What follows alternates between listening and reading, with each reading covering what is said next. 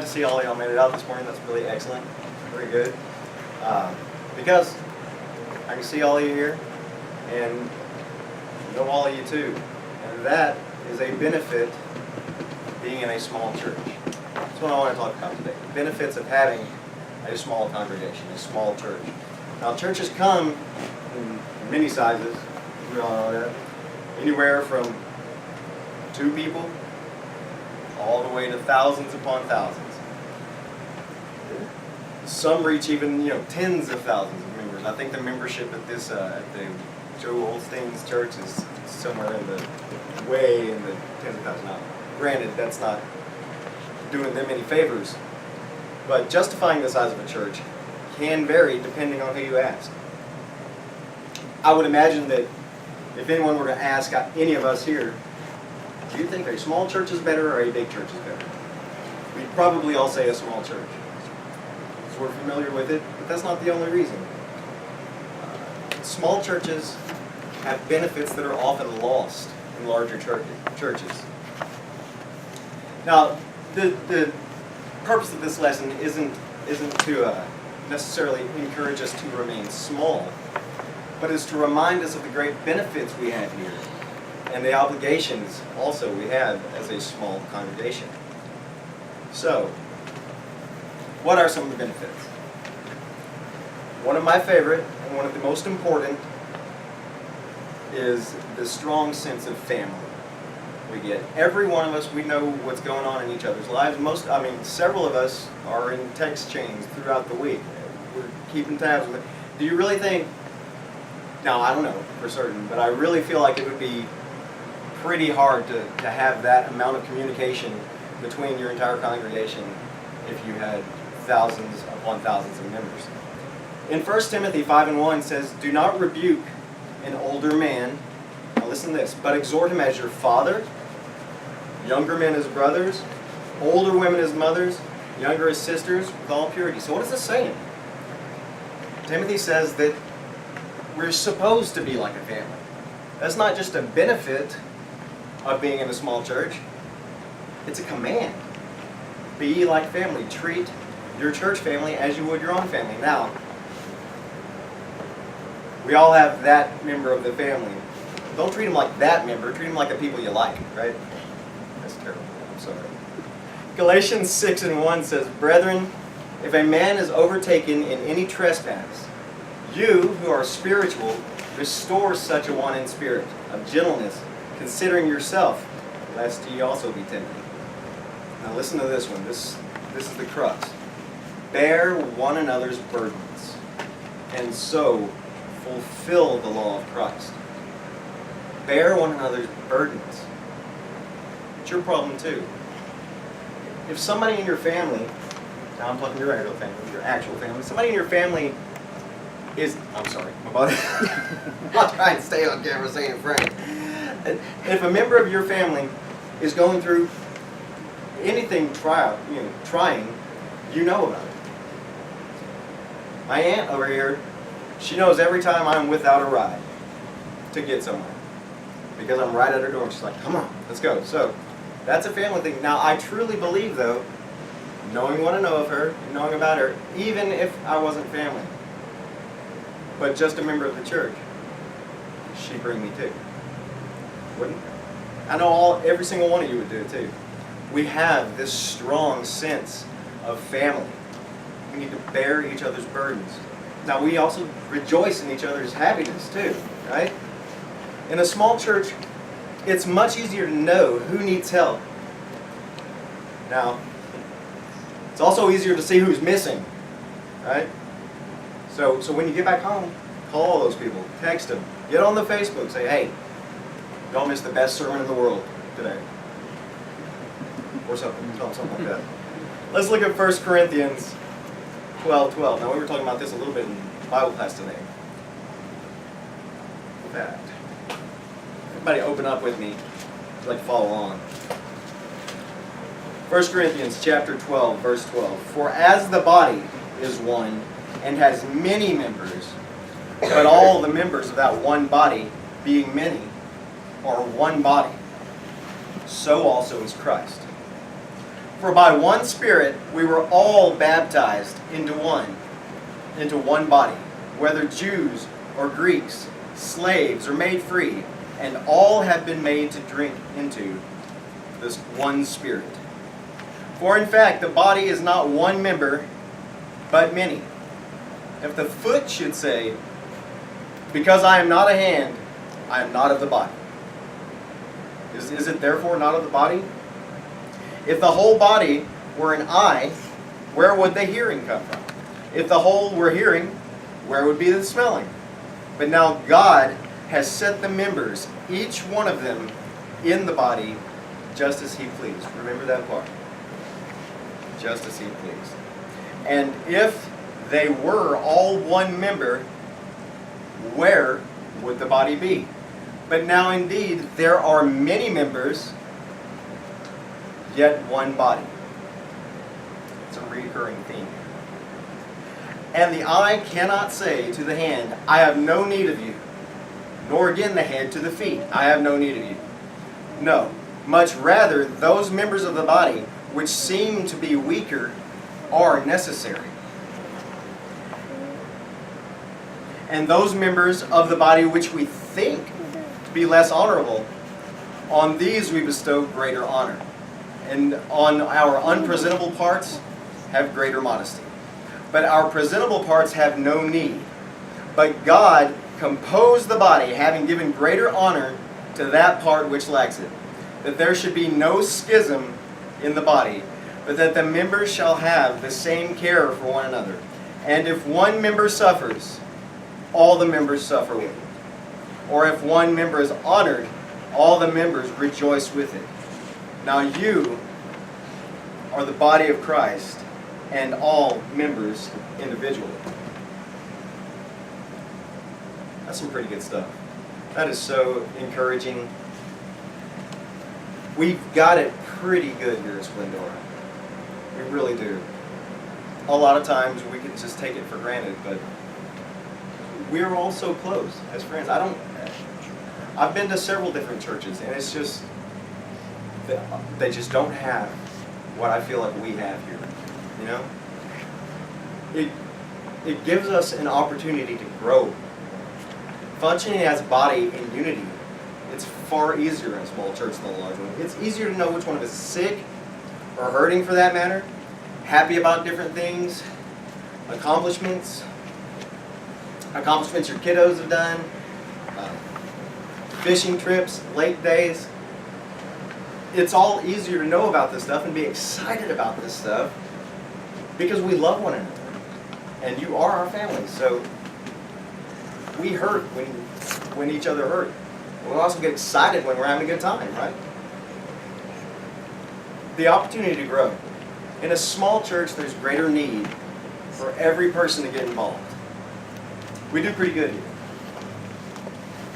Because there are more roles for each of us to do. A person can get lost in a large church and never have their talents used. When we, am I going out of frame? Sorry. When we were living up in Spicewood a few years back, now, we had fallen away. We were going to one of these churches with the praise bands. You know how it goes. But that's not the point of this story. The point of the story is there were a lot of people there, and they have these special jobs, these special duties.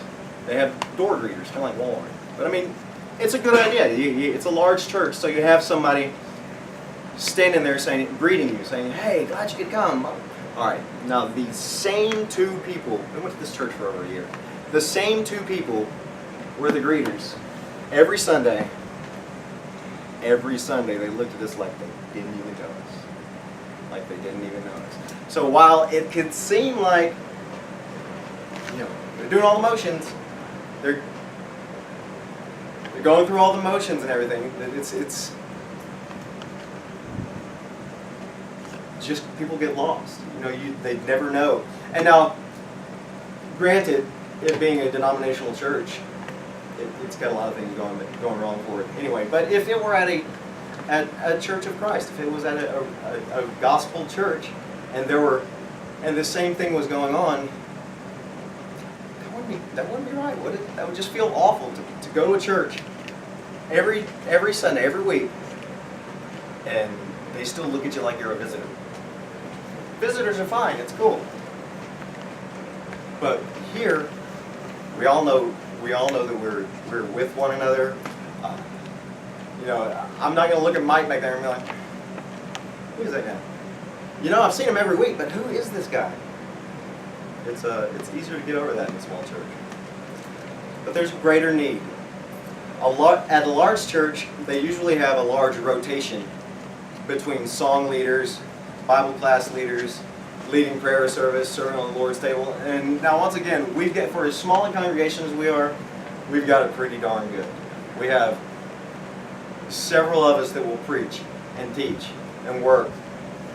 You ladies are rocking it out. You'll have your Bible classes. We do really good here at Splendora. Now, large churches they have more resources available. True. They've got more people that they can get to do things. That there's just, obviously, with more people comes more money. There's more money to do benevolence. But we've all got the same obligations, that was the point. We here have the exact same obligations as like Porter Church has. Porter Church, they got a lot of people. It's a pretty big church. But just because they're bigger than us doesn't let us off the hook, And just because we're smaller than them doesn't let them off the hook either. It doesn't matter what size the church is. We all still have these same obligations to the Lord that the gospel was laid out. In fact, we at a smaller church, we can make new people feel more comfortable because of the family type of atmosphere, right? As to where a person might be overwhelmed if they went to a church where there was over 5,000 people. I'm sure everybody's done this. You go and visit a church, and man, they're just big and it's overwhelming. I'm not good with big groups of people anyway. It just makes me nervous. And for me, a small church is where it's at. This is it. I can see every single one of y'all and look each one of you in the eyes. When it's large, everything just gets kind of lost in the wash. That's not really the point, but our sense of family, which is the point, it's absolutely a reason to keep coming back. We need to keep in mind that through the Bible, we see God accomplishing great things with small groups of people. Now, the Exodus, we had a ton. Something over 1 million we're talking about. But in the Old Testament, let's take a look. Let's go back there. We've been doing some work in Judges in our Wednesday night class. We just finished Joshua. Then we've been starting on Judges. But I'm going to read out of Judges right now. Just take a look at this example. In Judges 6 and 11. Now the angel of the Lord came and sat under the terebinth tree, which was an oprah, which belonged to Joash the Abiezrite, while his son Gideon, I remember Gideon, threshed the wheat in the winepress in order to hide it from the Midianites. And the angel of the Lord appeared to him and said, "The Lord is with you, you mighty men of valor." Gideon said to him, "O my Lord, if the Lord is with us, then why has all this happened to us? And where are all his miracles that our fathers told us about, saying, 'Did not the Lord bring us up from Egypt?' But now the Lord has forsaken us, delivered us into the hands of the Midianites." The Lord turned to him and said, "Go in this might of yours, and you shall save Israel from the hand of the Midianites. Have I not sent you?" So he said to him, "O my Lord, how can I save Israel? Indeed, my clan is the weakest in Manasseh, and I am the least in my father's house." Sometimes we can feel a lot like Gideon, can't we? Oh man, I'm not enough. I can't do it. At church, we can feel like, oh man, we just don't have enough people to do that. Sometimes we tend to think like Gideon, thinking we were too small or too weak to do great things for God. But notice the Lord's reply. Now this is Judges, this is the 16th verse of where we were just at, 6:16. And the Lord said to him, "Surely I will be with you, and you shall defeat the Midianites as one man." first order of business was for Gideon to tear down the altar that his father had built for Baal, and so he took 10 men with him. It's not a very large group, especially considering the throng and mass of the whole caboodle that they were with. 10 is not a whole lot. Next, Gideon didn't seem too sure of himself again, so he asked God for a sign, not once, but twice. Remember this with the fleece and the wet and the dry, and dry and wet? Well, Gideon was convinced, but let's look at Judges 7:1. Then Jerubbaal, that is Gideon, and all the people who were with him rose early and encamped beside the well of Harod, so that the camp of the Midianites was on the north side of them by the hill of Moreh in the valley. And the Lord said to Gideon, the people who are with you are too many for me to give the Midianites into their hands, lest Israel claim glory for itself against me, saying, my own hand has saved me. I'm going to stop right there. You see what he's saying? Saying, there's too many of you there. It might just seem like y'all were able to do it without me. We need less, because I'm about to destroy these folks. But they need to know that only a couple of you need to be there. So, verse 3. Now therefore proclaim in the hearing of the people, saying, whosoever is fearful and afraid, let him turn and depart once from Mount Gilead. And 22,000 of the people, that's a lot, 22,000 of the people returned, and 10,000 remained. But what did the Lord say next? Still too much. Way too much. 10,000, that's a lot of people. A lot of folks. So, the people are still too many. Bring them down to the water, and I will test you for them there. Then it will be that whom I say to you, this one shall go with you, the same shall go with you, and whomever I say to you, this one shall not go with you, the same shall not go. So he brought the people down to the water, and the Lord said to Gideon, everyone who laps from the water with his tongue, as a dog laps, you shall set apart by himself. Likewise, everyone who gets down on his knees to drink, and the number of those who lapped, putting their hand to their mouth, was 300 men. But all the rest of the people got down on their knees and drank the water.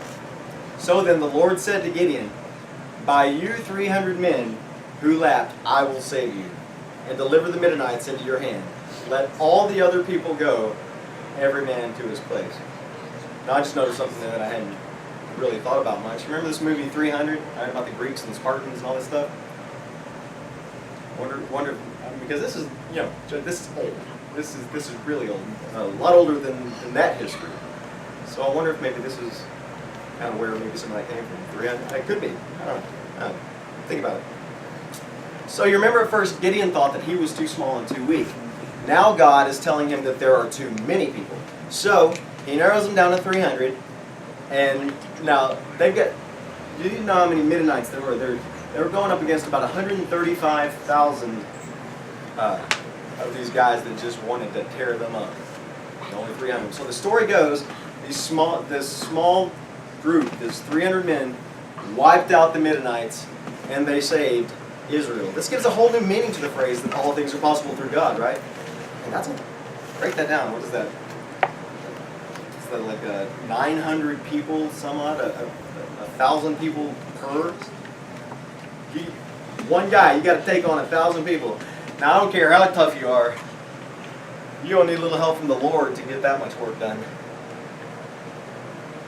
This example shows that we should never become discouraged about our size.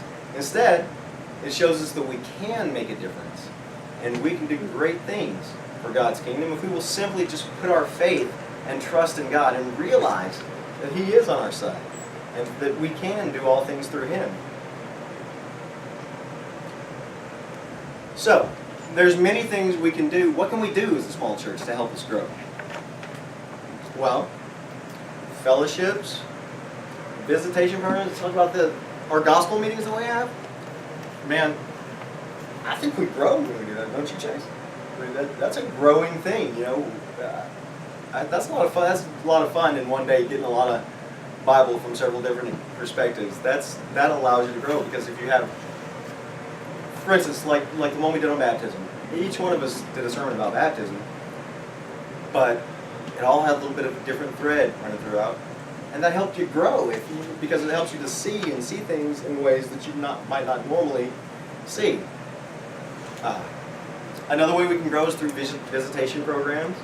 We could, and no, we don't do a lot of that.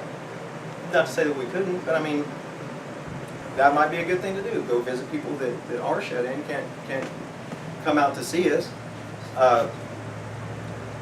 Now, again, I've said we all do pretty good here. One way to grow is to be involved in leading prayer and singing. Men, I'm just talking to you guys. But through leading prayer and leading singing and what have you. And again, like I said, we do pretty good here. So, but we need to be willing to train people to take on leadership roles. I would imagine that more preachers and active Bible teachers come from small churches than large ones. It would make sense. In large churches, you'd think that you had a lot more resources to be able to do that kind of thing. But in a large church, I would imagine there's just too much going on to be able to allow so-and-so to come up and have a day, or so-and-so to come up and have a day. I think the small congregation is really good in order to be able to, kind of try it. Hey, I remember the first sermon I did here. Like this, couldn't even stand up straight. It was awful. But you think, if I'd been in a big church and that had happened, I probably would have never gotten back up here. Pretty terrifying, again, people think. But we do need to be willing to train people on taking leadership roles. Another great advantage that we have as a small church makes it easier for us to watch for stagnation. It's easier to see when somebody may not be just not feeling it, right? It may be tempting to keep the church as it's doing nothing to add to the family, but this would be wrong for us to do. In bigger churches, it's more difficult to see who's active and who's not, and who is not. But in a small church, it's pretty easy to tell if Shane's not here or Paul didn't decide to show up. It's pretty easy. Just like that. If we see that we're becoming stagnant, we need to pull together and get on fire for the Lord, right? Jesus tells us in John chapter 15, verse 1, it says, "I am the true vine, and my Father is the vine dresser. Every branch in me that does not bear fruit, he takes away. And every branch that bears fruit, he prunes, that it may bear more fruit." So there's always a need for us to be growing and to be active because we want to remain in the vine, right? So that we will be pleasing to God. Now, finally, we have a fantastic advantage for watching for false doctrine. It would be pretty hard for someone to come in here and start preaching false doctrines, preaching denominationalism, because these things can happen just very silently and slowly over a period of time. It's like a seed that we grow, or maybe better yet, more like a piece of sand in a clam making a pearl. It's just over time, and it's already too late if it gets to the pearl part. So we have a really good. I hope that analogy made sense. We have a really good opportunity to know it. No, you're wrong, dude. Look it up. Let's get that together. No, so there are advantages. Many advantages. Now, of course, there are disadvantages to the size of a church. But my point was not to say that one size is better or worse than another. The focus was to show that even as we are a small church, we can still do things to bring glory and honor to God. So let's never forget that God is on our side, and through Him we can accomplish anything we put our minds to. Brothers and sisters, I hope this lesson has been informative to you. I was talking to Gary earlier this week, and I told him I was doing a sermon on it. He was like, "Oh yeah, I wonder where you got that from." I've got his whole box of sermons. Strangely enough, and this is the funny part, I didn't get it from there, but when I went back and looked at it, the two lessons are almost identical. So that was kind of fun. But again, I love being up here with you guys. You all are the best. If any of you need any prayers from the church, anything else at all, I want you to please come as we stand and sing. inform